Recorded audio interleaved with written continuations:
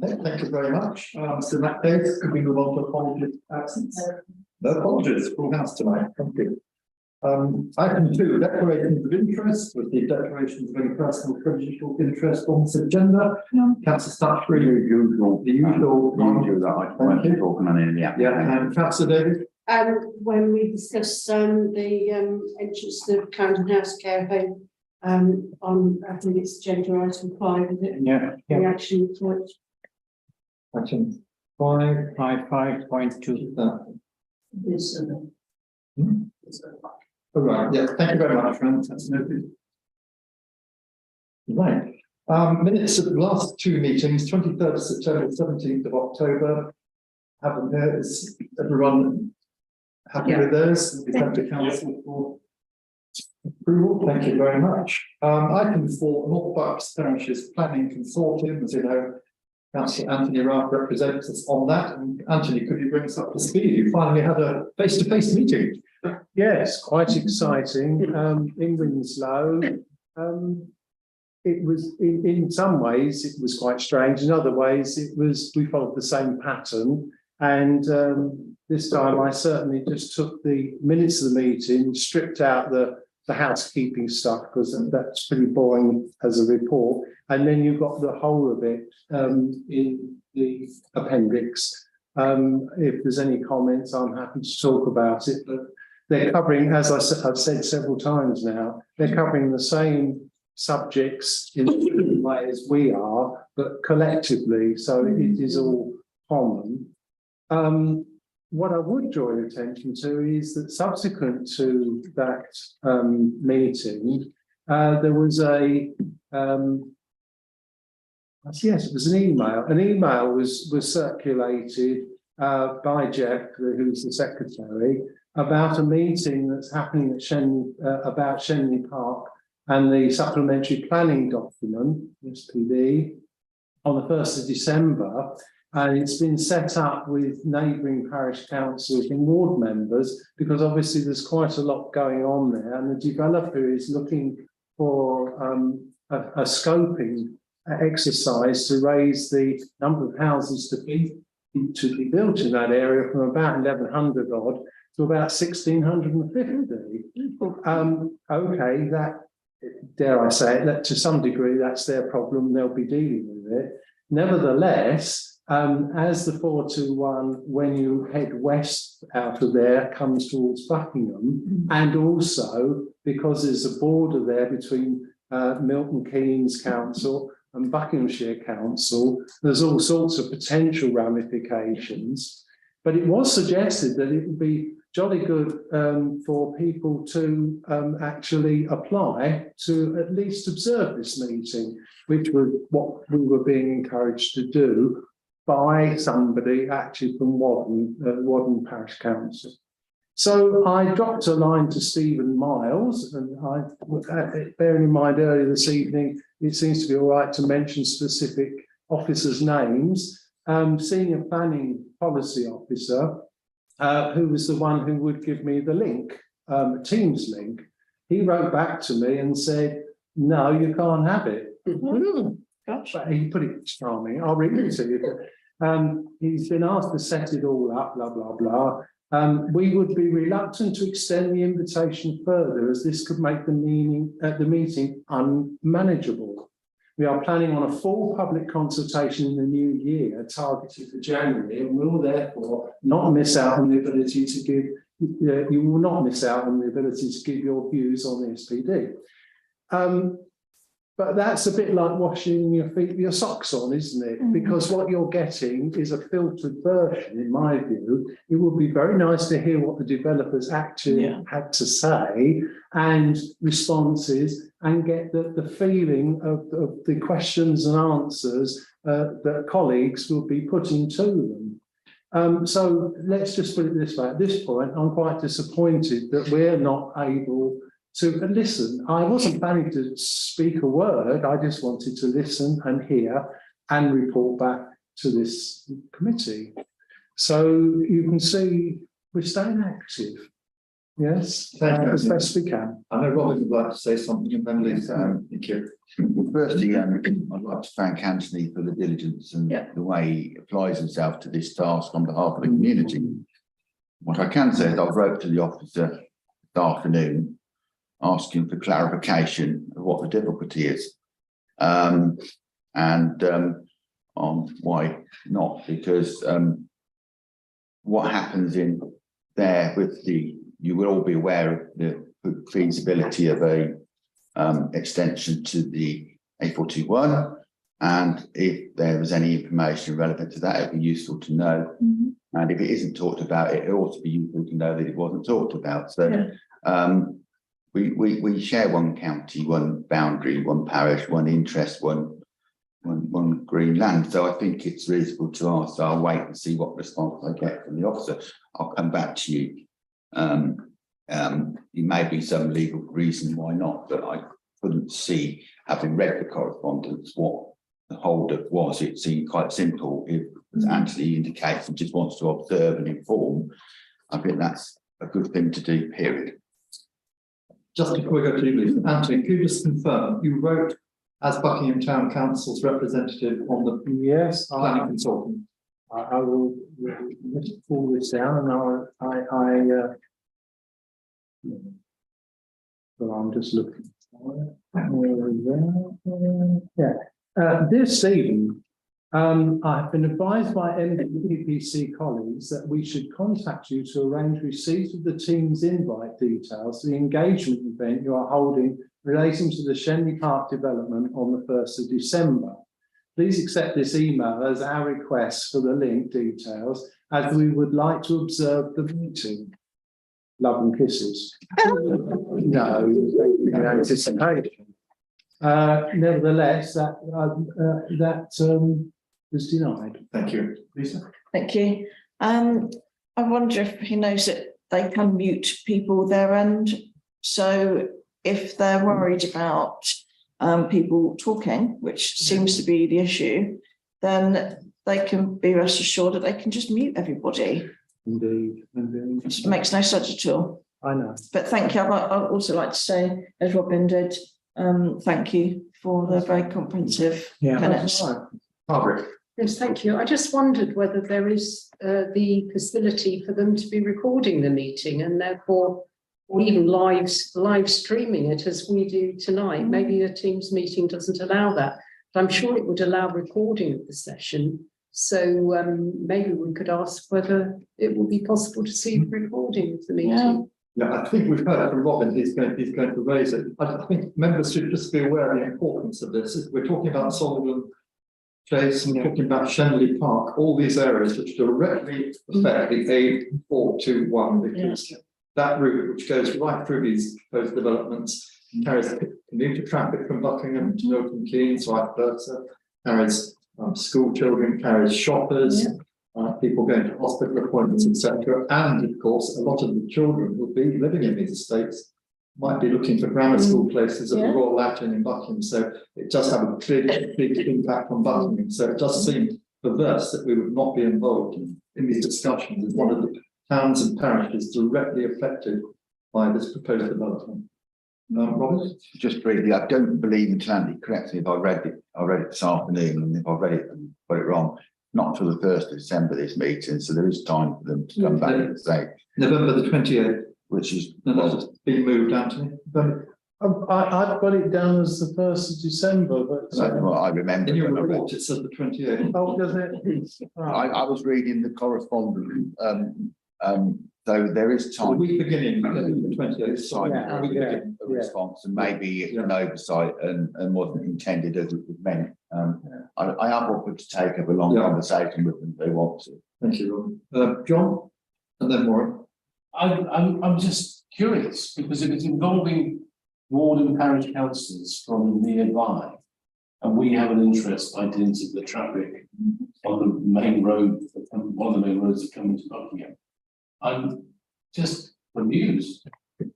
And there are also ways of running meetings, as Peter's just pointed out, whereby people are not even shown on screen, just as a webinar, with a few people on, the panel, as it were, on screen, everybody else the background. I mean, the technology is there. Yeah. It just seems bizarre. Warren.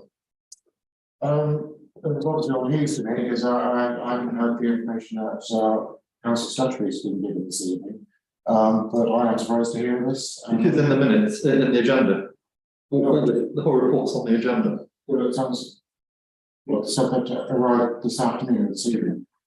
Yeah, I think that, to be fair to Councillor White, we'd obviously discussed it at our briefing this afternoon. And it hasn't come forward, because this is all pretty recent. I'm sure it is, but I think this is just reiterate my point I made at the previous meeting, that if you want the full whack of the Buckinghamshire councillors acting for the town council, then feel free to share this information with the other ward councillors.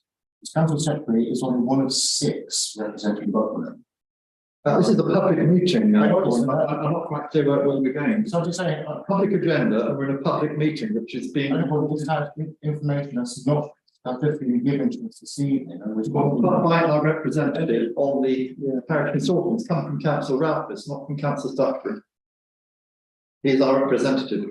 If I could clarify just to help, I represent us on the I know, I MBA. used to remember. No, but I can't, that's what I do. And I'm reporting in my normal way, not at least, but bear with me, Warren, bear with me. And it was only this afternoon that anybody had heard this, because we have had a briefing meeting to make sure that we're all clear on various issues. And Councillor Statutory was in attendance at that meeting, and that's the only way he knows about it, because I haven't reported it to him or informed him in any shape or form. So that might just highlight one of the issues, is that if this committee had a pre-meeting with only one of the 6 shire councillors, then there may be a gap in the information that's getting to other Buckinghamshire councillors. But I just wanted to make a point that I'm sure all of us, but also will be very happy to raise the issue, because community engagement. I was the one who set up the whole point of the town and parish councils having a route into Buckinghamshire Council to get good engagement on forward planning. So if this sort of thing is now happening, I'll be very happy to go straight to the other. In fact, Darren Eggleston, who's the director of that department. Because what worries me is, if we're just firing emails off to the junior officers, that's not necessarily going to solve the matter. There's a fundamental issue that needs resolving. Because I think John quite rightly says, Buckingham is the market town in North Bucks that will be impacted by all the development in the Asian Kings, be it cultural, educational, don't want to shopping in the Kings, or where do I put Buckingham or Winslow? There is a big reason why North Bucks Planning Consortium should have some representatives as well as Buckingham Town Council. So, it's just raising an issue now. Could I just say with respect, presumably the reason you're here tonight is to hear these things. The Towns and Parishes Charter does encourage all shire councils to attend their town and parish council meetings. It's there in black and white. Tonight we had 4 of them, which is very gratifying to see. Two of our members of Buckingham, we've never seen at the council meeting. I think that's erroneous, and that certainly check that Caroline is definitely at this meeting. Actually, Paul will touch with that. But I take it back if you have, maybe one. it's to comment right on the table. Okay, I will withdraw that one then. Thank you. Robin, then John. Just as a point of information, there was no intention to defray or demotivate any other member. I'm pleased that Councillor White's here tonight. I'm sure, which is his tenure and his manner, that he will follow it up accordingly. Can I ask for a new chairman that Anthony tonight forwards in the email? I am not going to say who I've wrote to. I don't think that's appropriate, but I think if he circulates, he can ask this, and if he gets a better response than me, I will cheer him from the rafters. I don't think it's a competition in any way, shape, or form. We're just representing Buckingham, and we do it in our best abilities that we can. And I wish I hadn't actually said I'd wrote to them, because we wouldn't have had that long conversation. John? I was just going to say, Warren, please join this committee, because then the pre-meeting, which I never get on to, but I know obviously a couple of people do. is an invitation to the committee to talk about some of the issues before we meet in the evening. I mean, I say I never go along to it because I sort of sit here and do this meeting instead, but it's not a secret caucus meeting. But, you know, but you said something about this being a kind of pre-meeting as if there was something odd about it. There was, it's standard, you know, it's a standard practice for this committee to have a pre-meeting. Please join the committee. I'd love you to be a member of this. Thank you, Chairman. And the 2 o'clock meeting is only really to discuss planning applications. There isn't anything else on the agenda. That's always covered in the meeting at 7 o'clock. So it is only really to discuss planning applications. Thank you very much. And Anthony, thank you again for your report. Yeah, That's It's okay. been most helpful. yeah. So we'll leave that to Councillor Stutchbury to raise this. Would you like with the relevant- And Councillor White. Councillor White, it's willing to follow it up. Thank you very So much. you can see how you see. Yeah. Before I go to bed. Should we do a remark through the chair, please? I apologise, I was just being nice to. Very nice to Warren. Thought I might be talking about me. Thank you. That deal with the item 4 then. Action reports are item 5 on the agenda. You'll notice on the first page, cycleway on the railway walk. Very disappointing for us that Councillor Strachan has declined our invitation to come to committee. He does point out he has no powers of planning adjudication, nor is he a planning officer, which I think is probably a fairly reasonable response. But he does say that matters such as the cycleway on the railway walk, which is still causing us a lot of grief, should be expedited between the committee, your local councillors and officers in the council. Robin. Yeah, I feel it's an unfortunate response and not meant the way it is. I mean, I have taken this twice to Buckinghamshire cabinet at 2 meetings, so I feel sure that he knows there's been interaction, which is a space for any member of the council to attend. And I have corresponded with officers, whatever. I think he's a cabinet member, and most of that correspondence, to be fair to him, involved the previous cabinet member. And I think some discussions, in preliminary discussions, might even date back to the previous cabinet member before that. So I do think that he's probably not aware of that correspondence. So I think I'll take it. He's wrote back to me on a separate issue tonight. I'll take up that and make him aware of that situation. He has been consulted from the local ward member, so and members, I presume. I can't speak for other people. I only have my own correspondence to judge it by, but Yeah, just to remind members that what this is all about, the cycleway should have been installed before the first houses were occupied at St Rumbold's Way, and it is dragging on. Lisa? Thank you, Chairman. As he mentions that it should be expedited between committees, local councils and officers of the council, is it appropriate that we invite an officer of the council then if he's declined our invitation? Good question. John? Might get an answer. I guess you probably also wouldn't necessarily be a planning officer, but would be one of the legal officers. We're talking about an acting section 106 there. Both. And we can invite both, absolutely. But can I also add a rider to this? It is linked, so maybe the meeting will forgive me. But the footpath between the new estate and the Broadcock Road is still not open. And I'm wondering why not, because the housing now in that part of the estate has now been built, it's now been occupied, the houses are occupied next to the bypass. And therefore there's no real reason as to why that path shouldn't be open there. Could we possibly write as a town council to the rights of way officer to ask when this is going to be open? Could we just hand this to Catherine for a moment, our planning clerk, just to see what she thinks the position might be? Yeah, we'll that's where this is tomorrow, see what. Obviously they've had a legal stop. One building there, so maybe they need a legal undoing. Yeah. But I'll ask John. And just as an additional point, it is linked to the whole issue of post boxes, which the chair obviously knows well about, because one of the reasons that they say not yet, we're going to put a post box on those estates because the post box on the Gorcourt Road. Currently, to get to Gorcourt Road from the new estate is a bit of a trek. If there was a footpath there, at least it begin to open up that possibility. Thank you. Robin? I think that this item is very important in the sense that it was part of the aspirations, the neighbourhood plan. Become more important through you, Chairman, that when we latterly didn't get the 30-mile limit, which I know the mayor campaigned for some lighting on the road and whatever, and everybody's been pushing in the same direction with this cycleway, which was supposed to have been delivered. And the questioning has been down that basis, has been delivered by the time the Section 106 was signed off. And I am in correspondence, so I'm really hoping to get a little bit further forward, because I didn't feel after the last correspondence we had, which was probably back in the summer, we discussed this back in the summer, that I'd give officers time to hopefully move things forward, and there needs to be a decision to commission the works.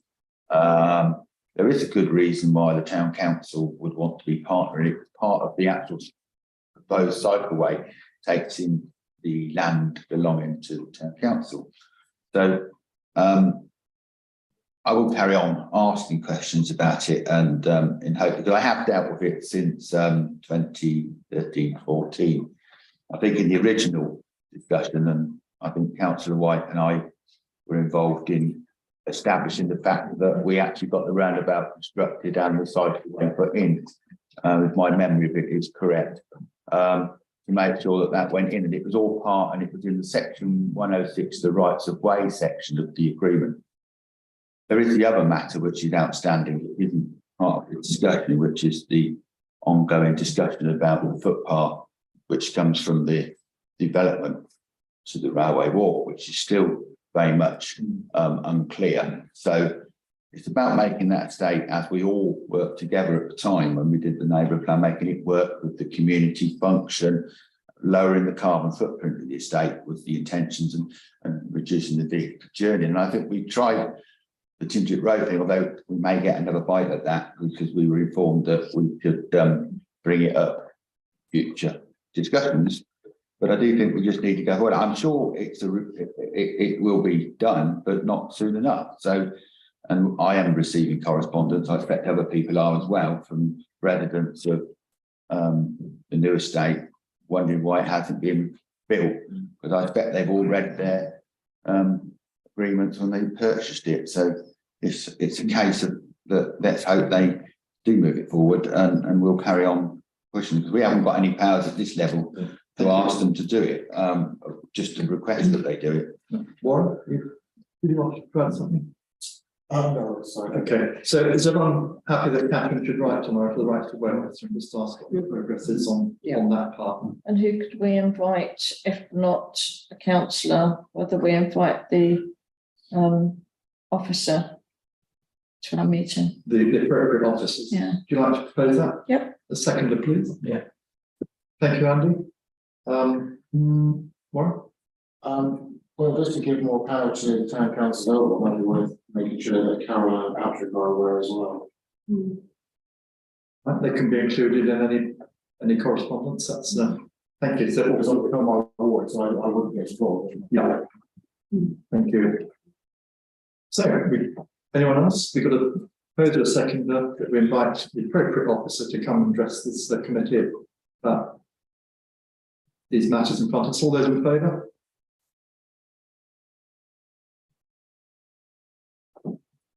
Yes. I think it's unanimous, and we've just put his hand up, and Robin is voting on this one. So, thank you. I'm just saying, I emailed them on the 3rd of November on this. So Right, also on the action list, say 422 bypass roundabout, you know, we got hold of the plans for the left-hand slip road, which we've been building up the embankment there. We've asked Highways to give us some evidence that this is required. David Marsh, team leader for Central and North area, said we're just drafting a response, we'll get back to you next week. Well, that was 2 weeks ago. So we'll see. Other matters, are on the agenda, apart from the balance of the section 106 money towards parking in Stratford Fields. We're still awaiting a decision on whether that can be enacted or not. Anything else on the action list from anyone? No. Thank you very much. Right, that's 5.1. 5.2, to canvass members' availability to conduct the car park care room access traffic survey. Catherine has given us a sample form. John, as you instigated this originally, could we ask you to perhaps just coordinate when, where, and who? Well, certainly. I think the idea was that several of us here present would maybe allocate an hour or two to do this. We haven't set a date yet. I guess one of the questions I've got is this, and Catherine knows about this, is there seems to be some painted markings on the curb on the corner of the community centre. It appears that they're saying raise the curb in one place and drop it in the other. Catherine, you found out something? No, I haven't had an answer yet, but there are similar markings on the rear entrance to the care home that serves the Grand Junction as well, and opposite. So it looks as though they've had a general thing about sorting out some curbs. I mean, there's a curb across that, which would be unpleasant if we got a back. I think it would, before what I'm going to propose is that we don't set a date to do the survey until we find out what the Shire Council is doing. But if they've got it in hand, I think at one point, I remember you, Warren, you talked about, I think you were talking about putting in some sort of red, not an official kind of, pelican or zebra crossing, but a sort of red marking. And whether this is part of that plan to encourage people to go across, in a sense, that bit, rather than go across about 4 different lines of traffic in one go. I would say let's hold. I mean, let's hold fire. Maybe to the next on meeting. doing our survey. See, because I presume Catherine may have had an answer by then. you haven't made a decision about raising and lowering curb. They must have done some analysis. Again, so Sorry, I missed that, Catherine. for all I know, it could be swish fibre again and stuff. No, they wouldn't be bothering with raising and lowering curbs. But obviously, we need to do it. We need to do it sooner than later. Obviously, because we've been talking about this for almost a year now. And, I know. I was just going to Councillor David. that I saw the blue marks appear, or red marks, whatever colour they are. But I don't know who it was that did them or why. All I saw was in the loading bay bit. It says either remove or replace. It's Replace. yeah. So I've no idea what it actually. So we move it to the next meeting then. Is that John? Would be. I would propose so. Yeah. I know it's been around a long time. We've been discussing We it can on stay on the action list and everything else for the December. action list. Unless anybody here present knows of what's going on, because we don't. I will see if I can find out if it's anything to do with us. Yeah, and Catherine will do the same. All right. So thank you very much. I think it's a movement. Right, 5.3 is to receive and discuss the slide Q&A quarterly meeting, which has been here on the agenda. Thank you very much, Catherine. Action on that. Anyone want to discuss those? Just happy to receive. Yeah, the receipt. Thank you. Yeah. And then finally, under action, of course, 5.4 to receive and discuss an email from Buckinghamshire Council with the affordable housing consultation process. Now, we discovered last week that, in fact, what we thought we were doing a consultation for was towards affordable housing and designs on the new Buckinghamshire plan. It now transpires it's not that at all. It's on the existing Vale of Aylesbury plan, which apparently didn't leave them wiggle room inside it. They could adjust things as they went along. We have had an email from the officer concerned, who's campaigns and marketing officer down at Aylesbury, and she's pointed out, interestingly, that affordable housing, for example, is 40% in the south of the county. The schemes are 15 houses or more, compared to 25% in the north. So, we've been crowing about our 35%, but we're actually some way behind. I mean, there would be a certain logic behind this, I suppose, to deter about developers in the south, which hasn't got the space, and push them all up here with 25% where there is the space, but Very cynical. it's very simple. Probably. Yeah, I think you make a fair point. I mean, Value plan was agreed at Buckinghamshire Council. It has all the problems in it that we've experienced already in the community, the challenge to different people to change it. I did at the time historically try to amend the actual Value plan at the district council to 35%. Unfortunately, that wasn't taken forward. I was thought to amend it, do with site allocations, that wasn't taken forward. They're all voted on and disagreed. I think the fact that we are lucky in the sense, the chair, correct me if I'm wrong, that we retain some powers in Buckingham within our neighbourhood plan on the percentage of affordable housing, which is good, but that doesn't extend outside Buckingham. So we've got a terrible situation where if large developments come forward, dependent on the economy, till such time as there's a Buckinghamshire plan with a new housing target, we could be not so beneficial for affordable houses to, well, affordable is a joke really, because they're not always affordable, are they? But the term affordable. So we're in this situation till Buckinghamshire, and I believe, until corrected, that it was a condition of the Secretary of State on setting up Buckinghamshire Council that it had to produce a neighbourhood plan by 2025. So I don't know what wriggle room there is in that. I believe that was in the paperwork. I'm happy to be corrected, but I think the memory was quite good about it. So I think we do need to make sure that the Buckinghamshire plan moves forward with pace. Because there'll be a lot of houses built between now and 2025, and not all in Buckingham, clearly. At least we've got those protections in the neighbourhood plan at the moment. Warren? I think Councillor Secretary meant the Buckinghamshire local plan. Yeah, not neighbourhood. Local, sorry, yeah, you're right, Councillor. What I meant, yeah, thank you, I meant Buckinghamshire local plan. So if we can thank Louise, she got the press release out, which was used by the advertiser and others. And that's obviously what caught the attention down at Aylesbury when they saw we were talking about the Buckinghamshire plan as opposed to that. And, so I don't see any reason to correct our press release because the sentiment remains the same. Is everyone happy with that? Yeah. Thank you. Yeah. So that's really because we've taken on board that. Thank you. Right, if we can move on to planning applications, only a few tonight for plans. First one on the agenda is Autumn Meadow Academy at Burley Police, installation of number 3 air source heat pumps. You've seen Catherine's report and photograph taking on a suitably fully one. It's where those round features are by those gates, which are normally closed. Anyone have any feelings on this?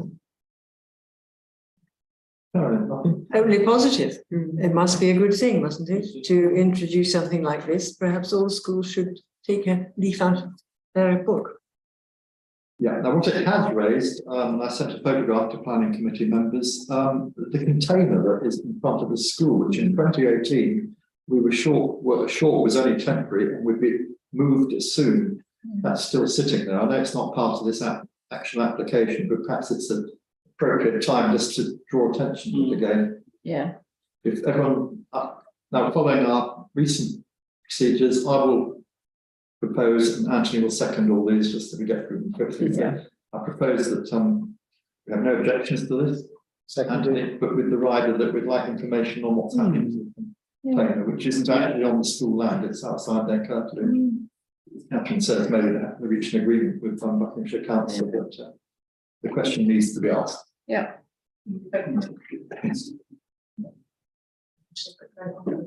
Sorry. Oh, we haven't had the vote, yes, cool. All those in favour? That's unanimously, exception of Robin, who abstains from. Yeah. Thank you. Number 2 is Riverside Works Bridge Street. This was the children's indoor play area. It's a change of lease to a gym. The anything that will, nothing will change. Bridge Street entrance will still be the way into it. There is plenty of parking space there. It's another gym, but we have just off Horton or Mill Gym, haven't we? So, And the one across the road. yeah, never really got off the ground, did it? Yeah, I didn't. They opened as soon as COVID came. But the Horton Mill's been closed for about a month now. Oh. As you know, we already had a pre-planning application notification for converting the mill itself into apartments and 6 townhouses in the car park in an area that floods. So, Wow. so right, John, you were first, then. Okay, I think, I mean, I looked at it this afternoon. The entrance is a problematic entrance because it is a very, very tricky one to get in and out of. And I'm intrigued by the location plan that Catherine's put together, which seems to suggest that they actually do have ownership of the access point onto Wells Street. So I'm a little bit intrigued as to why there is this barrier that stops people from using that. It doesn't, to my mind, it doesn't make any sense. You can go around. It encourages people to use a much more dangerous access point. There is a way round the barrier.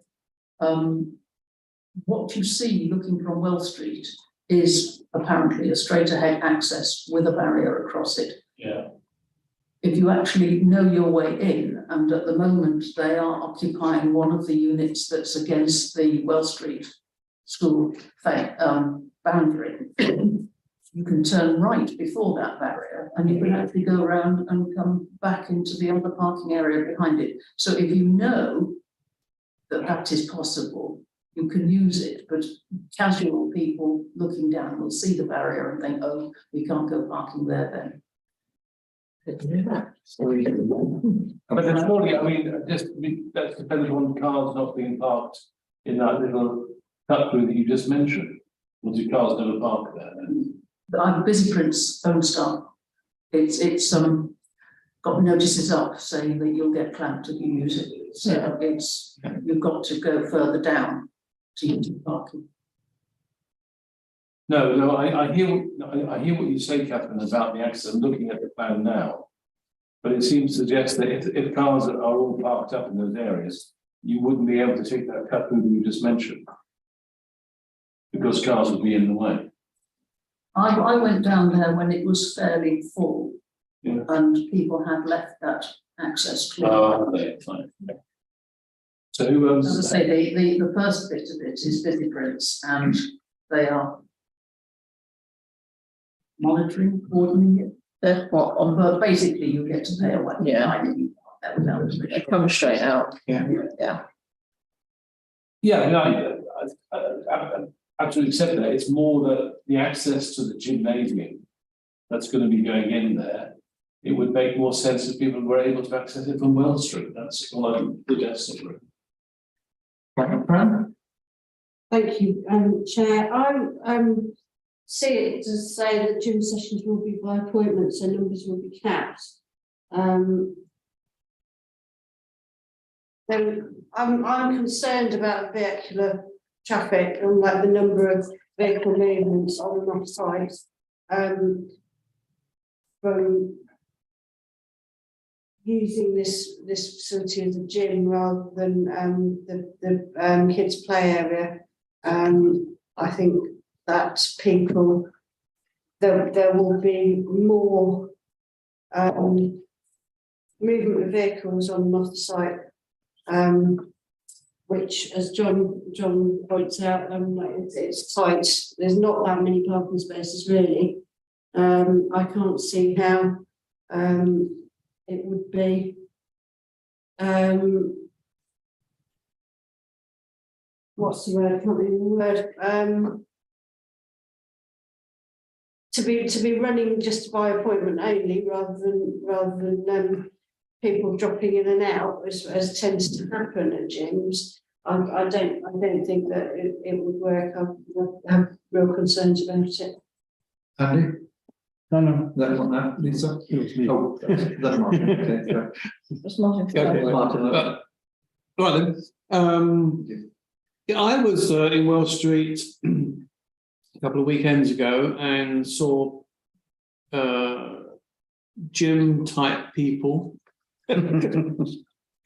coming out of an entrance there. So I did inquire down there, and yes, they were using gym. So I think Catherine's answered my question. You know, is this a retrospective? No, they're going to larger premises. So there's something operating at the moment, and I saw it being used. That the gym type people I was talking about were actually runners coming out and going in. So I thought, oh, that's quite good. I think that you know, being a kids zone activity before, there would have been people that would definitely have taken their children by a vehicle to that position, and in a gym situation.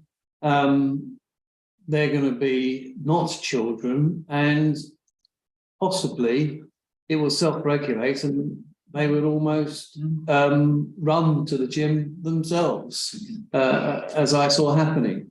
So I'm not too worried about the car parking situation. I went down there this morning, and there's room for probably 15 cars easily in that section. The only thing is it is prone to flooding in the winter. Well, yeah, but that's another. Yeah, That's a whole different ballgame. And they've got the upper floor. That also provides secure sight. Yeah. Lisa. Thank you, Chairman. Just to say that we did have the other gym on Castle Street, and they said that they would be appointments only because we were worried about parking along there, and we haven't heard a peep about any parking issues on there. So I take it that if a gym is able to self-regulate, as we've seen one do already, and as you pointed out, when I took Cameron to PK's, there was often parents parked in there, but there were still spaces available. So I don't have a problem with this application. Right. Yeah, highways haven't got a problem with. John raised a question about access through from Bridge Street. I mean, we could say, couldn't we? We don't object to the change of use, but could they investigate closing the Bridge Street entrance and using the safer Wells Street entrance? I would support that. Yeah. Just that having on numerous occasions driven down Wells Street, because I'm a member of the church that meets down there, not all the time, but some of the time, and having then to come out of Wells Street and turn right from Wells Street, actually that is a horrible right-hand turn from there. So I'm not sure that actually we would gain anything from suggesting that that is used. In fact, it might be worse than turning right out of the current entrance on Bridge Street. One thing I can say about the Bridge Street entrance, the wall is low enough, you can see both ways quite clearly. It's just a tight turn through. Warren? I was just going to say, as one of the ward councillors, I've not been made aware of any history of accidents at that junction. It's slightly weird. So I'd say status quo needs to work. So let's put this together, and I propose that we have no objections to it. Yeah. Anthony, second, and is it members' wish that we did put a rider about? No. We leave things as they are. Okay, so all those in favour? Fran, is your hand up? Sorry, I can't see. No. No, okay. Seven. Anyone against? Abstentions? 2 abstentions. Thank you. Number 3 is 71 Morton Road. This is Bray Lodge, Bray Cottage, depending on which version you read. It's the household application, proposed first floor side extension, first floor garage extension, habitable space. You will recall that this application came up earlier this year and it was overbearing. Buckingham Society kindly drew our attention to it, and Carolyn and Rod were very strongly against its massively imposing height over all the other properties. They've come back with a completely different plan, which does seem to fit in quite nicely. Carolyn? Well, it was the only application on this week's lot that generated quite a lot of conversation generally. We were all aware that the height part of the bulk has been reduced significantly, and we don't think it will be seen from the street scene. It doesn't have the same impact on the street scene, that's for sure. We did slightly object to, it's very difficult to tell from the drawings that are presented exactly how that fenestration above the garage is going to work. Does look rather incongruous with the Victorian element of the street elevation. But apart from that, we're just rather surprised that the bulk of this property now extends over, I would think, 9/10 of its curtilage. What it's going to be used for, we're slightly worried it might be an HMO, but there was no suggestion of that, and there's no extra bedroom as such. Just the fenestration perhaps was a little awkward. Those windows over the garage doors. Yeah. Yeah, yes, that was picked up this afternoon at the planning briefing. Those windows that they don't fit in with the. But it has answered the nice Victorian front. bulk of height. Then As it's a solution of sorts. Yes, yeah. Yeah, Margaret, go first. Yeah, thank you. Correct me if I'm wrong, but that I agree about the windows over that garage, the extension over the garage, so it does look rather strange. But I don't think that would be very visible from the road, would it? Because it's side on to, I think it's side on to the road. No, Isn't it isn't, but a very high hedge here. Right, so- it is set back. The drawing is confusing, I think. I think a little bit more detail would be a good thing to hear more about the materials proposed and what sort of framework those windows are envisaged to have. Which is, of course, within this committee's remit to, object to those windows if we wish. Yes. Timber painted blue. They are going to be wooden windows. John, It's not clear as to what the windows are for, Exactly. because looking at, it says existing ground floor, first floor, what is it? It says sitting room. I mean, it could be an office studio, in which case that's why they're maximising the amount of light to make that a good space for that. One, I can only assume that the reviews they plan on putting to that, because the view is not stunning, is it, from that particular window angle, is for the purposes of light. And whilst it may seem to be out of character, I have a major problem with it. I think it's a bit weird, but there probably is a good reason for it. Anyone else got any comments? No, well, I will propose that we have no objection to it, except for the window, the front-facing windows over the garage, that we'd like to see those more in keeping with the front of the original part of the house. That would be my proposal. Thank you, Jeremy. I think our point was that we'd like to see more detail as to what is actually involved in that, because the materials are very important to the character of the house. Right. Material, okay. Catherine will have to phrase that if the committee is agreeable. Seconded, right. All those in favour? Everyone's except Robin. Thank you very much. That's carried. Right. The next one is up on Lace Hill. It's number 35 Lace Hill, which is a change of use from. Sorry. 25 Lace Lane. That's what I missed. Up on Lace Hill, it's Lace Lane. Change of use from a HIMO use class 4 to a HIMO with 7 bedrooms, 3 generates. It's retrospective. This application has attracted 11 objections to it, including a call-in from councillors, a request to call in from councillor Stutchbury, mostly on the grounds of the parking that Lace Lane being narrow and shared surfaces cannot support potentially 5, 6 or even 7 cars, because these are all individually occupied rooms. There's another problem about the fact it's a HIMO. We are aware from a number of the people objecting that there is a covenant on the houses on Lace Hill that says they cannot be used for business use and they should remain as single family occupancy. We've actually managed to get hold of a copy of the covenant. I think it's section 16. Could you read it out, Catherine?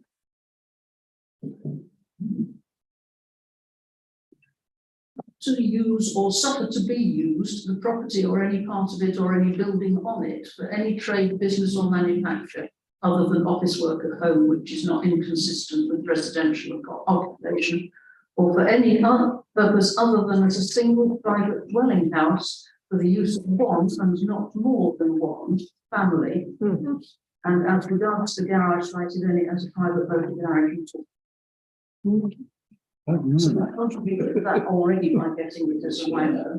In addition to that, it was apparently 2 years ago altered. The gable was put on the back roof, which is a rather nasty square gable with a flat roof up on the top of the building. All 11, as I say, draw attention to the parking, the danger to children within there. But highways, who obviously haven't seen it, have raised no objection and say it would not have any impact on the safety and operation of the adjoining highway. I also point out that 15.1 says not to make any addition or structural alteration to the dwelling house or any other building now erected or forming part of the property. So that dormer window. John. I guess my question is, I think I've asked this before, is who enforces these covenants? You know, when you buy a property, you sign up to it. No one. But if no one's enforcing it, then they're not worth the paper they're in. I mean, I don't think it's the Shire Council that really involved in it. So who does? Who can? Who has the power? Is it a civil action? Well, I think words were not to effect. Let Catherine answer this.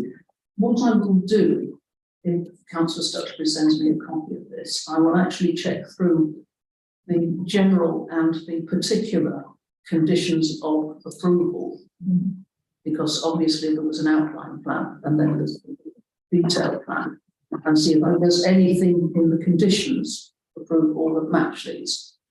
Because quite often the landowner incorporates planning conditions as his covenants in the transfer of deeds, until I actually have the wording.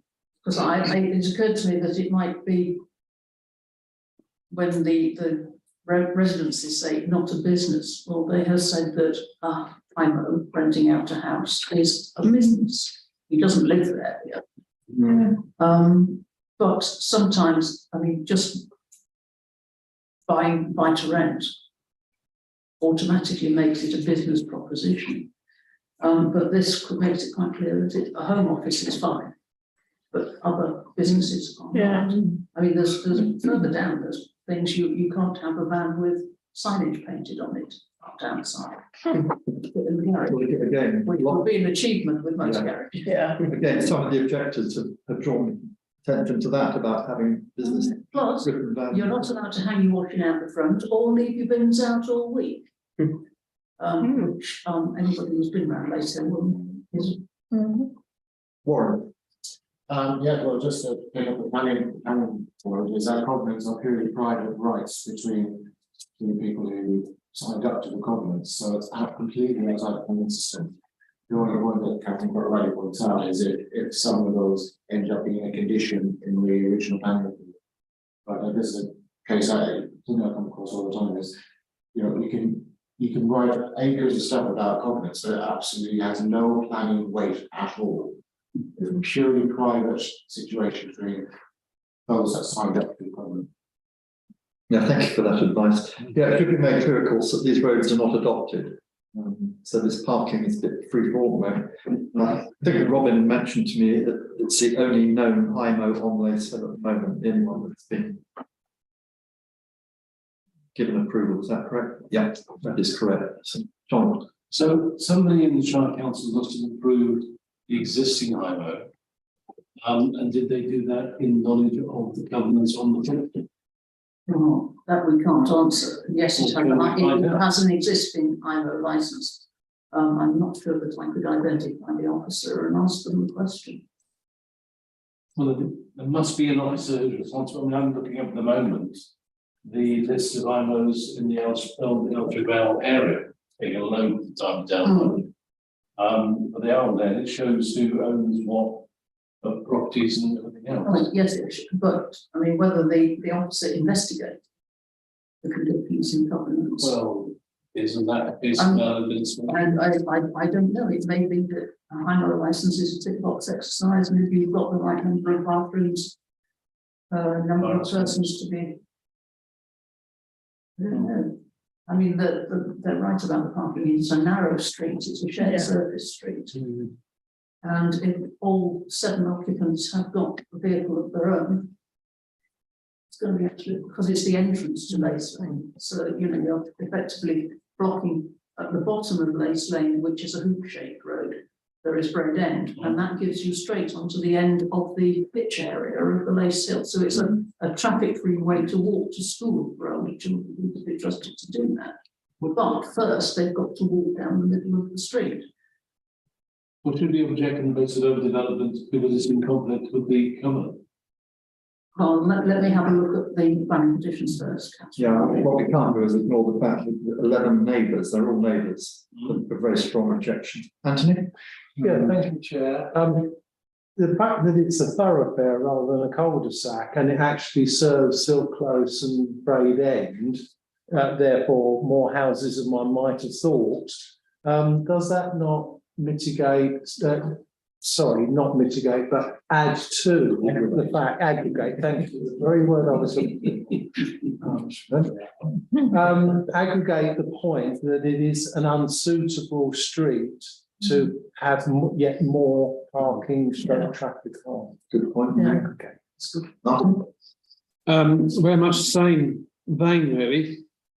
Forgetting this was a high mow, if somebody just came along for the planning application for more bedrooms and stuff, we would say no, because we wouldn't have the required parking for it in the way that we look at that. So that will get a no vote from me straight away. And then you've got all of this working on top of it. I think we ought to investigate, which Catherine said she will, and also we ought to inform the residents association of this so that they can propagate it around that estate. Because everybody needs to know about it. Yeah. I think just for accuracy, Catherine, I'm sure will back me up. Once you get to 3 parking spaces, there's no. Yes, a 4-bedroom house requires 3 parking spaces. Garage is always counted as 1, whether it's usable or not. There are 2 inline bays in front of the garage, so they have got 3. And it doesn't matter how many bedrooms after that you have. After 4, it's still only 3 required. Yeah, but as we've seen, I mean, you've seen the photographs, it's jammed right up there. And it's good. So even as Warren has told us that the covenant is not a planning issue, even without that, but we will investigate that. Even without that, plenty of reasons at the moment, I feel, to oppose it. So on those grounds, I say we oppose it and second. Thank you. All those in favour? All late. Yes, thank you very much. So what, Catherine, if you find that there is something in our history about conditions, you'd include that in the response. Yeah. Thank you very much. Good. Right, the 5th one tonight, 71 Western Avenue. This is a householder application for a single-storey rear extension. Notices haven't been posted yet for neighbours, but this is quite a prominent corner block. It's got a large grass area in front of it, but it is a very, very big garden, and there is plenty of room behind it. Carolyn? We had no objections. The extension is to the rear. It's not really going to impinge on the open space in front. Yeah. Or on the neighbour's flat. So anyone else have any comments? I would in that case propose no objection. Seconded by Anthony. All those in favour? Any objections? 8 and a bit. The sixth one, 48 Horton Road, householder application for single-storey rear extension. That looks quite straightforward. The only comment I made in Catherine's drawings is that it's going to be it's a rear extension that's going to be finished in a render. There was a similar application in 2015, which would have been finished in brick, same brick as the house, but for some reason this one would be render. And I think Anthony might suggest it could be built from different materials, which would. The Buckingham Society have any feeling on? No, we didn't. We had no objection to it. Again, it's rear extension. It's not going to be seen, is it? Anyway. It's not going to be seen. You could argue that two different materials actually indicate an extension, which is part and parcel of a 21st century edition. Right. Right. In that case, I propose an objection. Seconded by Anthony. All in favour? Yeah. Thank you. Thanks a bit. Not for consultation is 23 Aris Way. Aris. You have told me that before. 23 Aris Way, which is on Mount Pleasant. Certificate of law with both dimensions of existing conservatory and erection of a single story extension. Anyone got any feelings? On that note, in that case, I propose no objections. Seconded by Anthony. All those in favour? Thank you very much. Yeah, just by the way, the last two applications, Western Avenue and Horton Road, before those, neither of them have planning notices yet, so Catherine will put the wire down. Was a pre-application, which is 64-55 Nelson Street, outside Alva Forest. We're just asking to lift the crown. It has been pointed out by several people that cars shouldn't be parking on the pavement there because it is actually a pedestrian area with seating. But well, yes, we felt pretty strongly about this. We agree that the tree does need to be crown lifted, but are worried that it might actually encourage cars to use it more because it will seem more spacious. That said, we feel that there should be some restriction put on the parking here, even if it's restricting cars to 2 spaces, so that there is clearance for the seat that was originally intended to be there for people to sit on that wall and admire the surrounding environment. The Buckingham Society donated this tree, so we do take a special interest in it. And it's done rather well, despite voices saying, oh, it'll die because it's an elm. But it was well chosen and it's thriving very well. But it does enhance that focal point of the street. So we would be very averse to increasing the visibility of parking space around it. And can some sort of condition be made which can certainly limit the number of cars on it so that the seat facing both Castle Street and Elm Street is free. right. Well, as you will know, this was circulated because of time constraints, so we had no objection to it, but it's probably very good. It has brought to light this parking issue under there. So how could we tackle that, Catherine? Having already. Well, yeah, what I actually said, All right. so it wasn't an unconditional objections. Yeah, ground clearance is no more than 3 metres. Of course, the application is to make room for cars and pedestrians. Yeah. Pedestrians are taller than cars, generally. I'm concerned with it expressed that the work to be carried out to clear the head of the lamp post, it could spoil the shape of the tree. Contractors to check for Dutch elm disease, etc. Although it is, I think, it's an ulmus elm, isn't it, which is supposed to be disease resistant. Is that correct? Well, Ian says, Mr. Hopcroft says that he saw some evidence of it in the summer. Early dieback. So what channel could we raise the point about this Caroline raised about the parking? I think we'll go back to the tree officer and I'm going to answer the plan. Okay. Martin and then Warren. Yeah, when I saw this, I didn't realise it was for well, I saw the motorists and pedestrians, but I thought it was for motorists that were driving out of there to see round the corner, not to squeeze underneath it.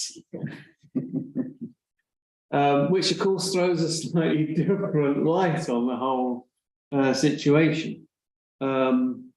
Maybe we should just say that the tree needs to be manicured rather than lifted. Just to preserve, the well-being of the tree and make it, a nice. It is a nice tree at the moment, but just to be manicured a bit more rather than shaved. Yeah, it is not possible to walk around the corner on the pavement without getting put in the face. Yes, yeah. And I know I'm not terribly tall, so I could turn with them more than. Warren. I was just checking my dates, and in May 2008, we took the picture for the Buckingham Society of that tree. It quite small, so it was incredible how it was taken. It wasn't sure very well. But I just want to, I mean, it's obviously my ward, so I know the history of that particularly well. We had to fight tooth and nail, because it's always been a parking area, and the tree came along later. There is absolutely no way I'm one of those residents who facing our space saying they can't park in. Because I remember the hassle we had to get the space for the tree. And I'm not going to, I just couldn't support reducing parking there anymore. I just couldn't. Thank you, good advice. So what matters? Well, we have already approved, haven't we? We have already read the comment you have read out. The No decision has never yet been made, so there's obviously time to add to it. Yeah. So having heard from Councillor White, how do you feel about the parking now?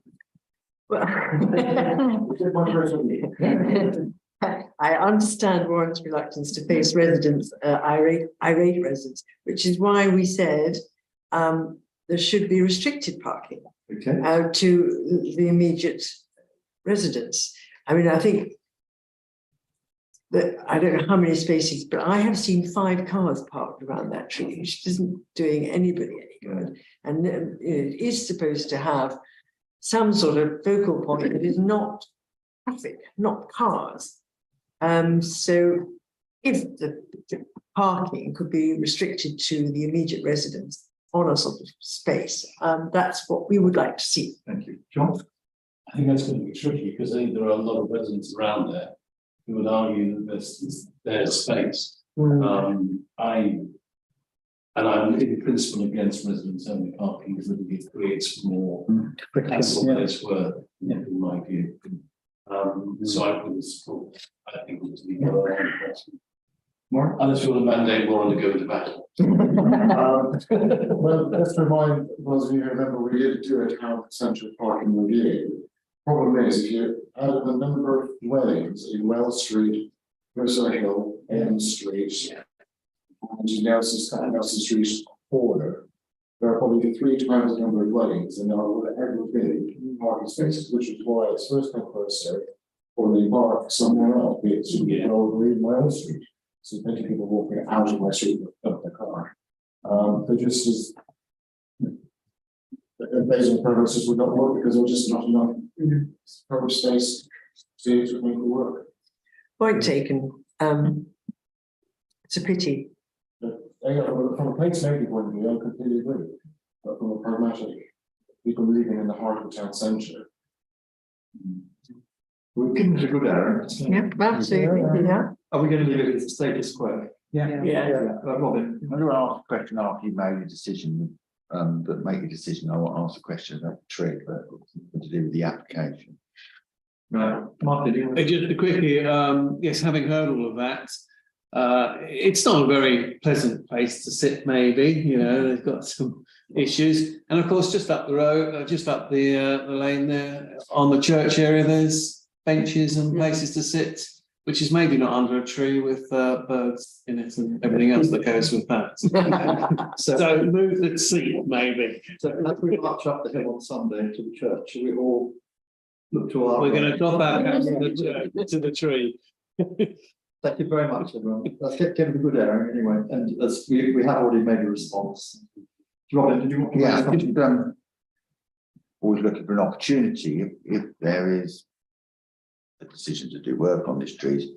There's also a decision to get cuttings from this tree, because I sat under it the other day in some considerable time pondering about the tree, and I myself how brilliantly resilient it's been. And you can take aerial cuttings, you can do cuttings of it, and I looked to see if there's any seeds on it, to be honest. That's what I was looking to see. It's clearly not produced any seeds. It's a hybrid. It's a hybrid. So I wonder whether there's an opportunity to actually get some of the wood, get some cuttings growing, because if it is a disease resistant elm and it is proven to be disease resistant, it would be a shame to lose the opportunity of not getting more disease resistant elms from it, which we could do by cuttings and whatever.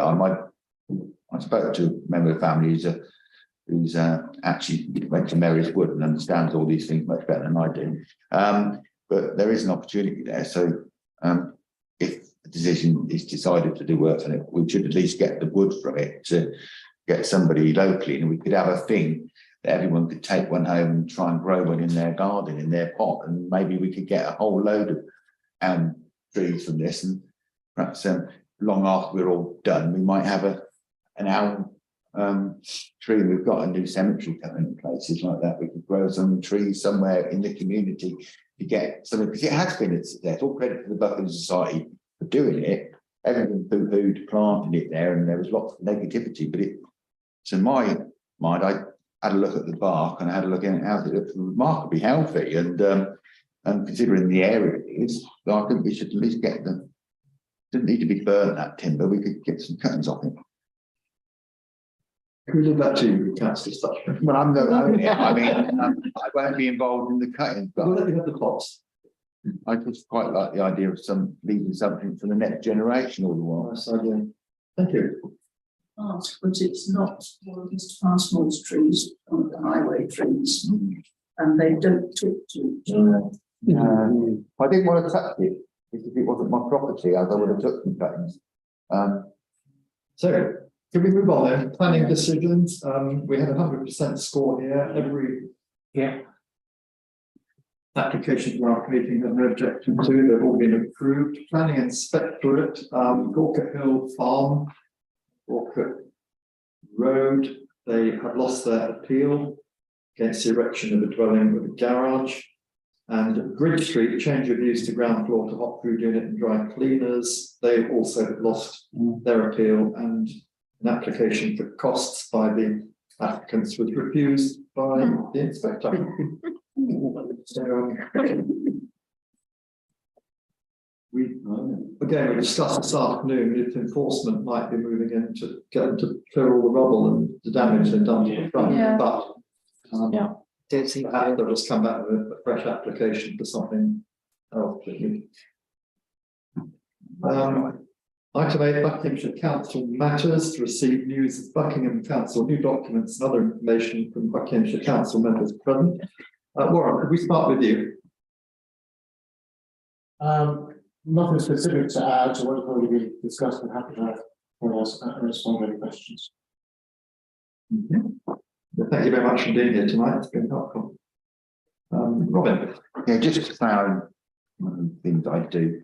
I attended the Environment and Climate Change Select Committee this week. Was it like? And one of the interesting things last week, one of the interesting things on it was the young councillor, Mr. Robert Carrington, son of Lord Carrington, actually, I think. Am I correct with that? Rupert Carrington, yeah. It took a very good paperwork to the select committee, which was to do with the chalk streams and the pollution of sewage and chalk streams, which we're all clearly against.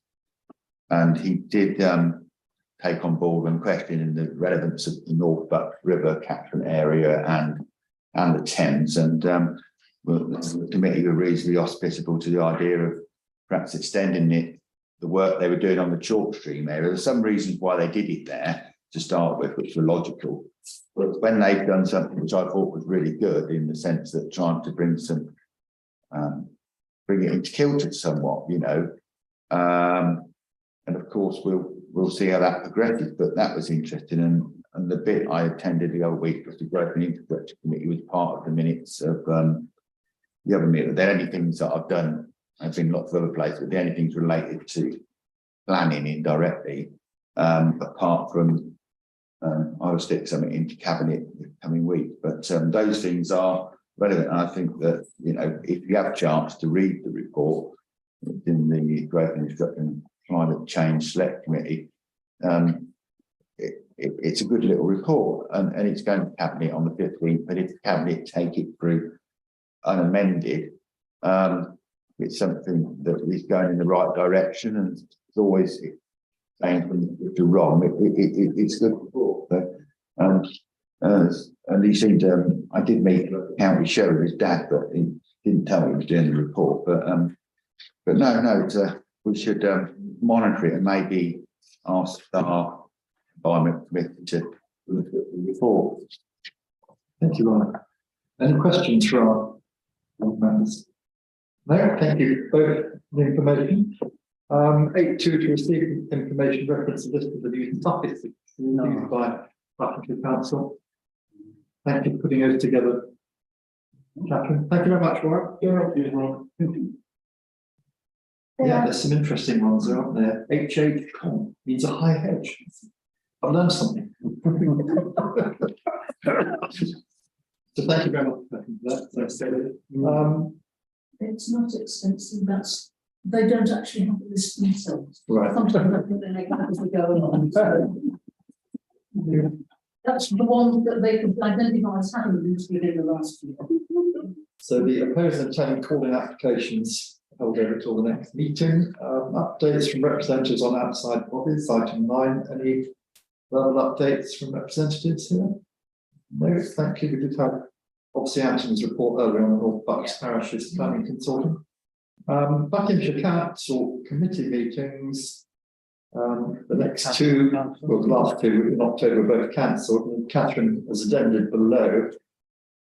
14 meetings were scheduled and only 7 were held between the North Bucks planning and strategic sites meetings. That's a 50% cancellation rate. Robin? Yeah, I wrote to the new cabinet member, not new, but the president, I can't remember about this, because quite a concern that so many planning meetings are getting cancelled, and I wanted to rationale the reasons for cancel, because you will be aware that many of these are because the developments have been done on how do I put it, officer delegated powers and much of the decision base of the rules of the council. Many of these decisions still uncorrected to difference. It's the chairman of the committee, the officers decide quite often whether it's for us to get committee.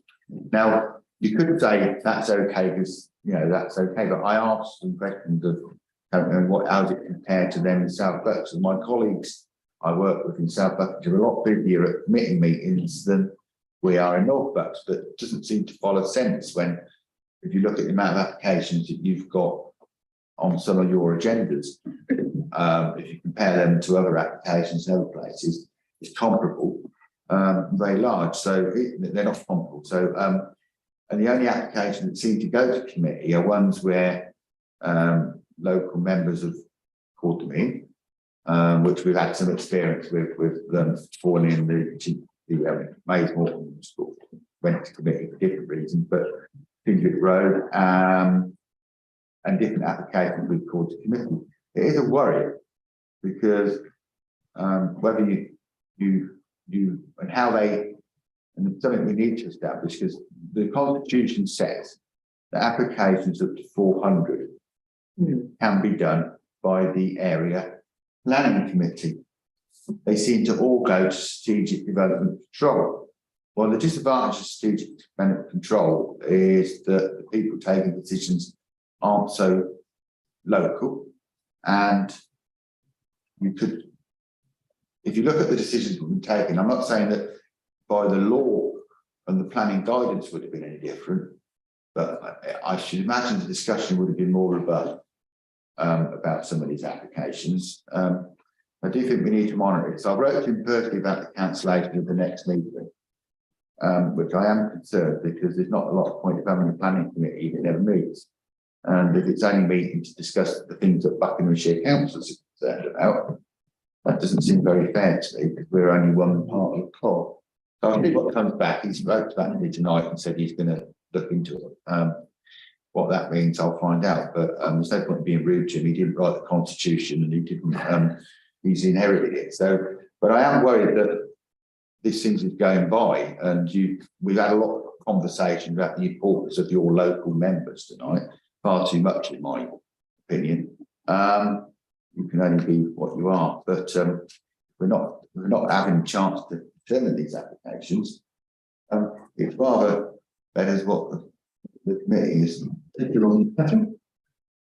Just to say that the annual statistics, which I don't normally do till about March to capture things, as of last year, there is a table in there of the meetings of the various area committees, and many were cancelled. North area, North Central, and South. And that is currently up to date in council's. I'd like to copy that, please. Thank you, Catherine. Because I don't think we're doing very well in the league. I think we're probably in the third division now. Right, item 11, enforcement. Any new breaches? Anyone have to report? John? I don't know if it's a breach or not, but I noticed that the portion of land next to what the place that was a hairdresser's on the London Road, just before the bridge. There's a excavator in there today, basically raising it to the ground. Lots of bricks were being lumbered into a pile. I just checked on Google Street View, and I think there was a pretty large tree there that is, I think, no longer there. We did have a tree application for that land some time ago.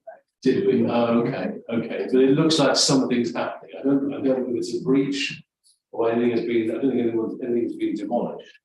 It looks like the ground's been repaired. There was nothing on that land ever since Cooper's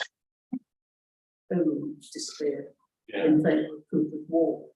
There might have been something once with bricks. But certainly it was, tree application was clearance effectively. Was it? Oh, right. Okay. Which is fine. I don't know, just keep an eye on it. So. Karen?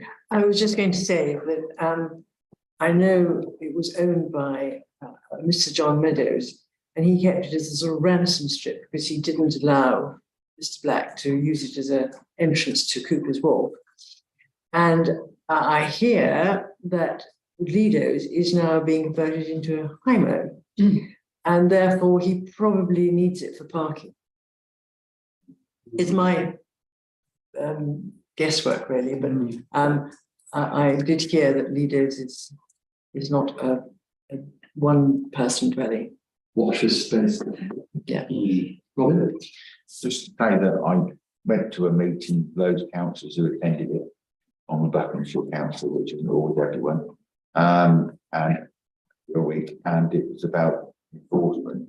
And it just seemed, to all intents and purposes, that the one area of the council where they seem to be finally getting to grips with their enforcement things, and the officers have really turned that round to where we were 12, 18 months ago, where we were really cross with them, not enforcing them. So in the spirit of decency, I would like to hope that we write to the enforcement officers and note the change in practices and the fact that they're doing a much better job now than they were before.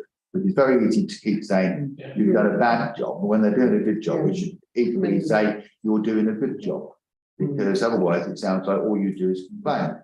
I'll second that. Yeah, absolutely. Yeah, cool. Apropos of that, I had an email from Billy Joel. Yeah.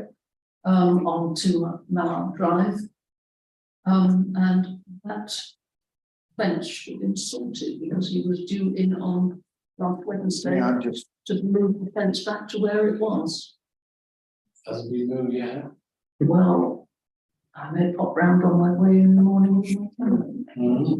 No, that leads nicely on to a general point that we wanted to make on beaches. It's more a general thing. Really, it's to do with land grab, and the case in point on Ida Close there is exactly that. Yeah. So it's really good to see the enforcement officers have taken some action on it. Yeah. But we had a long discussion on land grab generally on public spaces. And is this something the town council could be taking up, possibly with help from monitoring such public spaces by the Buckingham Society, among others? Classic examples, obviously, are Page Hill Avenue, which is probably historically now past putting a breach in or an enforcement order in, but it's still happening, particularly up the boundary of Page Hill Avenue towards Mays Morton on the Bridle Way. Usually people putting gates in their fences and putting rubbish outside. Yeah. And it's those sort of little things that sort of do encroach onto public open space, which should, we think, have more attention than it probably does. A lot of them are very hidden, like the one I just referred to, but the one on Ida Close was very visible and something did get done about it.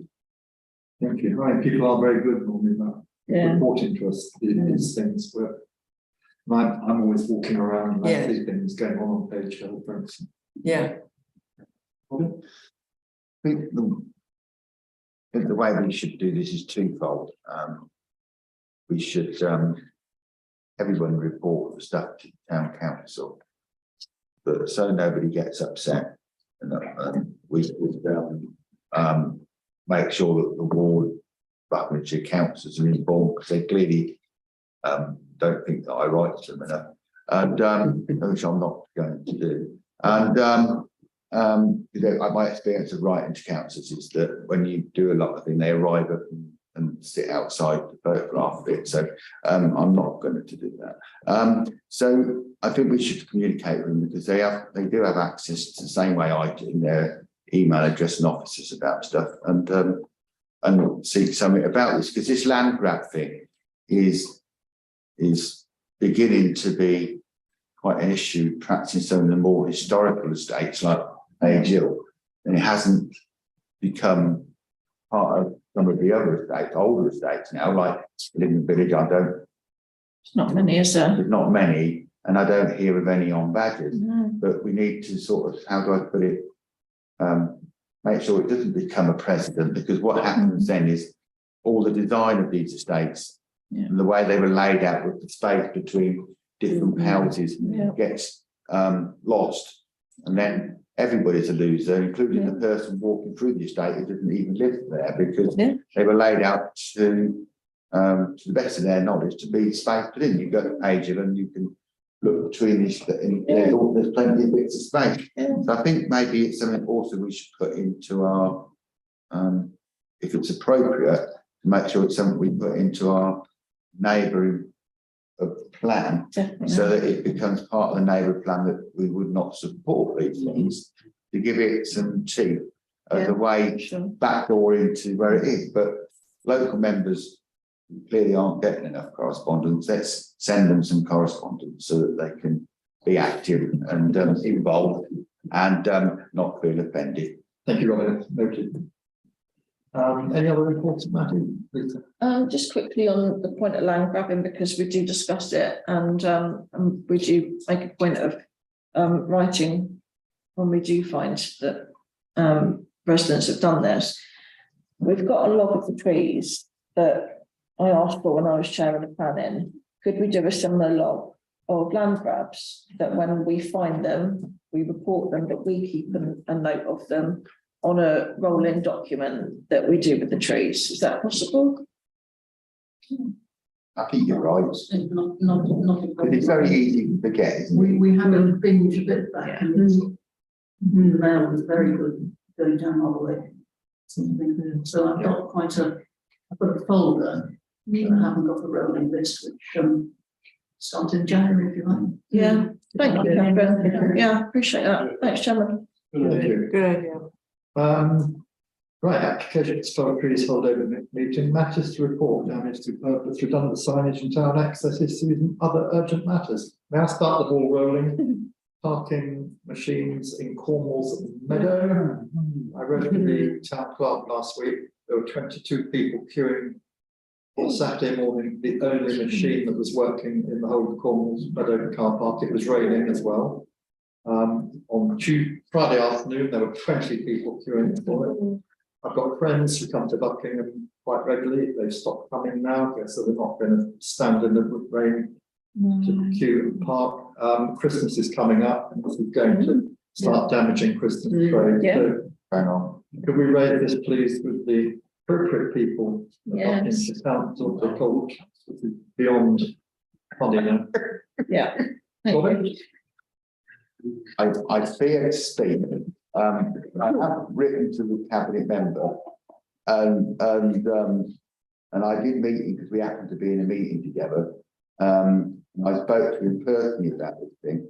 He is aware of it, and he assured me that he'd read my correspondence.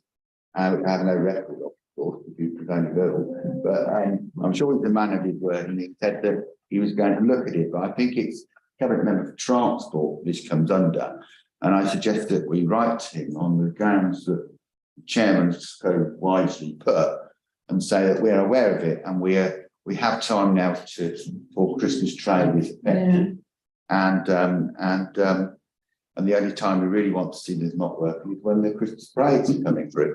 That day they don't meet them normally. But I did also point out to him that the what was fine about it, they've got lovely colours, yellow with I'm sure they'll change them to blue now, because they don't like yellow. They're very blue centric. So I think they've got a parcel in them where an envelope at the front. Now, if they'd have put in that envelope, as I said to him, saying that this parking machine is not working, but there is another one working, people could have gained that. But I didn't actually take a ticket because I was wondering whether I might get fined, so I could discuss the fine and the meters, but I didn't get fined. But I do think that's where they should do, because when we put bin bags over them and the council, town council, we always put a thing on them saying that there's a parking machine somewhere else. So I think if they're going to not work, they could at least do that, because I saw you going back to your car being quite rightfully challenged. And I saw Councillor Mordew being rightfully challenged, but I just sat on the bench and emailed the person about it, thinking that at least when I approached the person and they told me that, have you done anything about it, I could honestly say I just had. I'm not lying to them anyway. Thank you. So we can write to the appropriate. Yeah. Something like anything else on? I was only going to say that in that notice of where the working one is, that's putting the email addresses and phone numbers of the ward councillors as well. Well, yeah, I think that's a jolly good idea. Margaret. I did highlight this because somebody contacted me about it last week, and I believe Claire suggested that Louise was going to contact Fix My Street. Is that right? So we have reported it several times. It's parking services that it comes under. Yeah. I think so. I mean, Yeah, I've put it on It's My Street twice. it is not happening, the I chairman. mean, it's completely not fit for purpose, the current arrangement, and you know, I think we would support anybody who's voiced their concerns about it. But there is a danger. I was mocking when I said about not paying the ticket. There is a danger that people will walk away, not pay, and then get fined, and not knowing that they should have paid. And then there's a danger that they'll then get upset because and there's nothing explaining. No, it is quite clear as you come into the car park, there's big signs repeated that what the parking charges are, you have to pay and you will be fined if you don't pay. They are there right outside here. Yeah, I know. On the entrance. But you presume if it's got a meter over it, and at one point, just to say, there was 3 parking meters, one in the middle, the one over by the river, and the one by the doctor's surgery there, and the GPO not working. So if you get out of your car and you're free, you can think and they're free, not working. You could quite wrongly take the conclusion that all the others aren't working. and quite. Yeah. And walk into a situation, but you are right, the law will say they'll be fine. I pay quite a lot of parking. That's Frank, I was going to say, in terms of the signage, I'm surprised at the number of people that I see when I'm at work that are standing there and studying quite in great detail the charges, etc. I would have really thought that most people using that car park would have known, but there's obviously a lot of people coming from outside of the I mean, the bottom line is you queue for 15 minutes to pay 50 pence, or you go up to Tesco. Yeah. I know. Anyway, thank you very much. No others? Right, chairman's items we've got mentioned. As you'll all be aware, Buckingham Palace has sprung a third bank holiday on us for next May. The spring bank holiday Monday. May the 8th is going to be the coronation bank holiday, which is planning committee. And there's also one late spring bank holiday on the 29th, and we've got another planning committee meeting scheduled Thursday the 25th, which is the night before mayor making. I have raised that one with, as chairman of planning, I have already raised it with Louise and Claire. But it's too tight a schedule. We can't expect staff who are working that day to do one at a late night meeting before. So if we could just yours and Claire's attention to that. So we need to move the 8th of May one, and we need to move the May 25th one. So, That's fine, Chairman. Am I right in that it's the coronation weekend? yeah, because the coronation bank holiday. Just for the record, I won't be going on to social media or emailing anyone demanding to attend. I don't think they want me. With or without language, I won't be saying anything about it, and I hope they have a very successful coronation. Yeah. And I wouldn't dream as possible to never expect to be invited. Right, so that's my only announcement. Dated next meeting, Monday, the 5th of December at 7 PM. If it be mince pies, everybody. It's 21:44. Thank you.